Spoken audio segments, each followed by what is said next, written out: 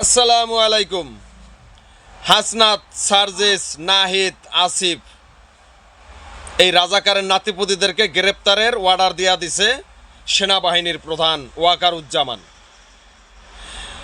সেনাবাহিনী এখন বুঝতে পারছে তারা যদি বাংলাদেশে থাকে তাহলে বাংলাদেশ ধ্বংস হয়ে যাবে, আর এই কারণেই সেনাবাহিনী তাদেরকে গ্রেপ্তারের অর্ডার দেয়া দিয়েছে।